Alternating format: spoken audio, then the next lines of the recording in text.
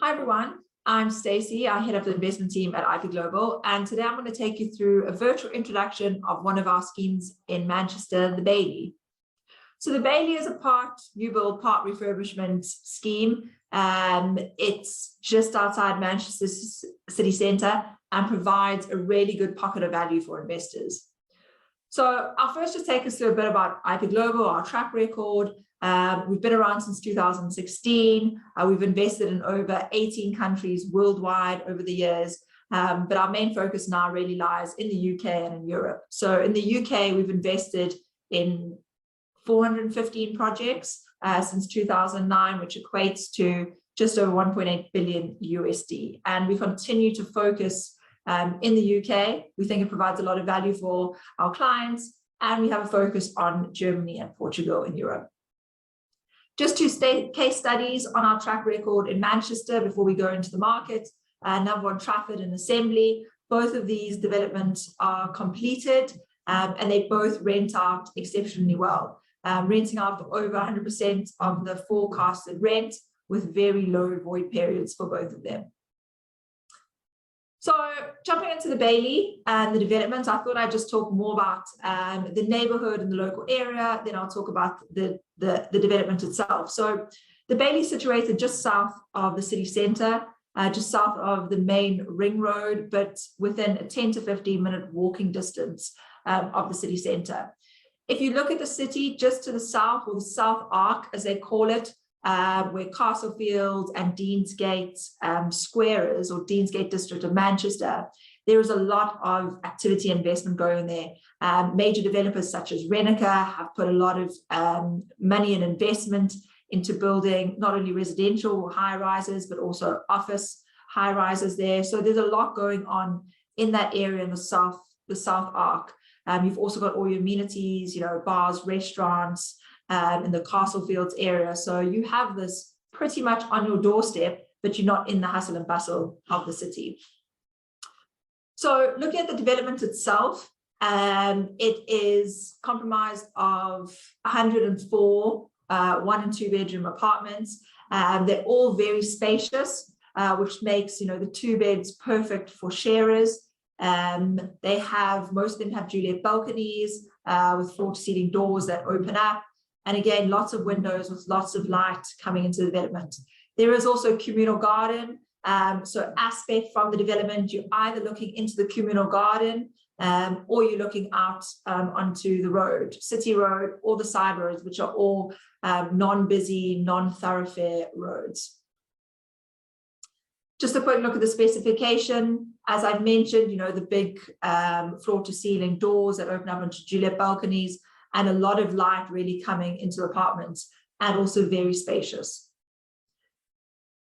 Then taking a look at the location again, I did mention this slightly. So you can see the South Arc of the city centre is just below Deansgate Station, 10 to 15 minute walk into the city centre there. And then you've got your City Road bus stop on your doorstep, as well as the Chester Road one. So those can easily take you, you know, north into the city centre or south to Trafford side. I'm sure most people have heard of Trafford, the Trafford Stadium, all of those. Again, you can either walk or jump on the bus and be there in a couple of minutes. Just to the west of the Bailey, you've got Media City. Media City is another employment hub of Manchester. It's got the BBC, ITV, and a lot going on in that area. So you really are sort of in the middle of most of these hubs of Manchester. So the city centre, Trafford, and Media City. Having a quick look at pricing and comparables. So it's always something we do when we look at new developments. We're looking for value for our clients. And this is definitely a scheme where we've found good value. As I said, you're just outside of the city centre and just outside of the sort of main pockets of employment. So you've got Viaduct and Sky Gardens, which are very much city centre schemes.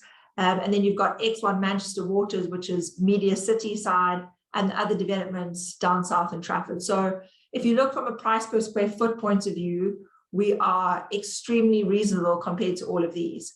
But again, within walking distance and, you know, within reachable distance of all the same amenities that these other developments have, but really at, you know, a much more reasonable price. So we've really found that this area being on the fringe of a lot of these locations really is the pocket of value and where we think investors should be looking.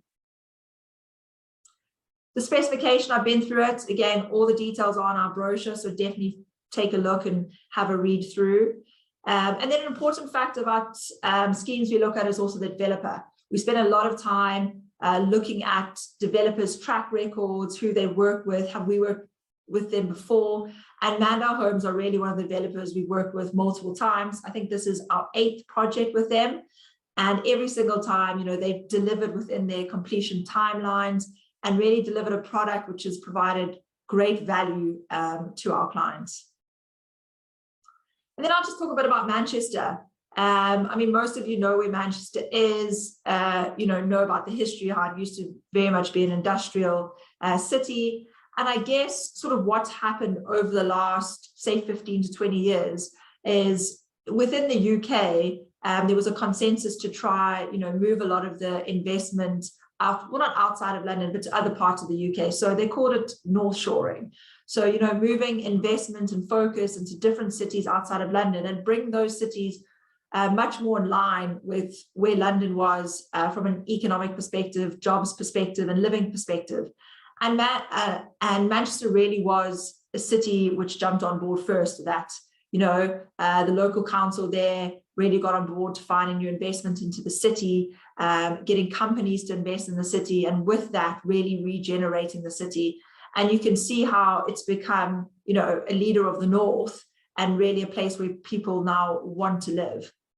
They've got obviously great culture, obviously 2 very famous football clubs, and it really has become a city where people want to spend time and people want to live. As for the economy, it's driven by 3 main sectors, I would say. Obviously, financial, professional, business services, which is similar to London. You've got your main firms there of your HSBC, your Deloitte, PwC, KPMG having massive presence in Manchester, which is obviously bringing lots of jobs and more people to the city. You've got creative, digital, and technology, which is really their way of future-proofing the economy in their creative and media clusters and startups. And then you've sort of got the 3rd sector, which is still somewhat reliant on its history, which is manufacturing, but moving it more towards an advanced engineering perspective. So yeah, obviously 3 sectors that are really driving the economic growth of Manchester. And we can see that in how it's performed in the past and looks to perform in the future. I mean, again, have a look through these brochures. There's, the graphs really show the impact of this investment in the city. The labor market and incomes, I think, a very strong graph, which we like to portray in most of our brochures, is really the household numbers by income band. You can see on the bottom right of the brochure, it shows how, low income households are really decreasing in the city and the medium to high income households are really growing. I mean, the high income households growing by over 1,000%. So you can see, the type of jobs, the wages in the city are really increasing over the years, and it's providing people with a better way of life in the city. Transportation, Manchester obviously very up north, but still very well connected. You can currently reach London in just over 2 hours and Birmingham just over an hour and a half. When the HS2 comes about, you'll be able to get to London in just over an hour and Birmingham in just over 40 minutes. The airport, also a very busy airport within the UK. You can reach most European cities. You could also reach further abroad. So you've got New York, you've got in the Far East, Hong Kong, Beijing, and in the Middle East, you've got Dubai. The education Manchester is also a very big part of the economy. 3 very successful universities, so the University of Manchester, Manchester Metropolitan, and the University of Salford, all very well known and very respected universities in their own right. I think the biggest, most striking statistic about the education here really is the retention rate in the city.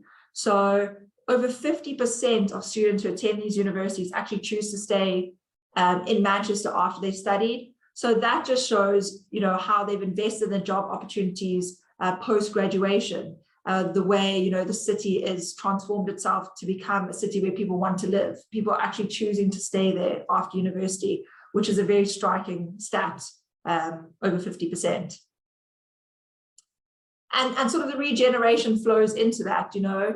As I mentioned, it was something that the city really focused on. It did have a very industrial past. There were a lot of, you know, rundown, derelict areas of the city. And the Manchester's really found these places and, you know, invested in regenerating them in their core strategy over the next 10 to 15 years. Again, I won't go into each individual one of these, but we've got Circle Square, we've got St. John's, Enterprise City, Noma, which is also a massive employment hub up north. So really, go through our brochure, have a look at these. There's great information there. It shows what companies are also moving to these regeneration areas. Media City, it's, you know, it's a very respected area and it's on its own now, but there is a lot more regeneration coming to the area too. Moving on to the housing market. So we've talked about how people are moving to the city, how they've invested a lot in the city to get people there. And you can see this in the population growth over the last couple of years, as well as what we're going to see in the future. And with this, obviously, the housing supply needs to keep up with demand into the city. And even though there's a lot of activity in Manchester, you know, you can see a lot of cranes, you can see a lot of building activity happening. If you actually look down at the numbers and compare, you know, the increase in population or people compared to what's actually being supplied, there's still this massive deficit. So, you know, they expected to deliver over 5,500. They need 6,500. That's 1,000 deficit already a year. With the current backlog, taking the current backlog into account, with that deficit, there looks to be a deficit of over 82,000 units by 2031. So that is a massive deficit. And with that, it's firstly going to obviously push house prices, you know, as the economics of the real estate market work. You know, if there's undersupply, there's going to be an increase in prices. What's going to happen there is also people are going to be pushed out of the buying market because the price is going to be too high, and they're going to have to be pushed into rental market. So the rental market is also going to be massively undersupplied, pushing up rents. We're already seeing that at the moment. There's very low void periods in Manchester, and the rents increasing exponentially. If you do want any more information, really take a look at our brochure. There's so much useful information, both about Manchester market and about the Bailey development.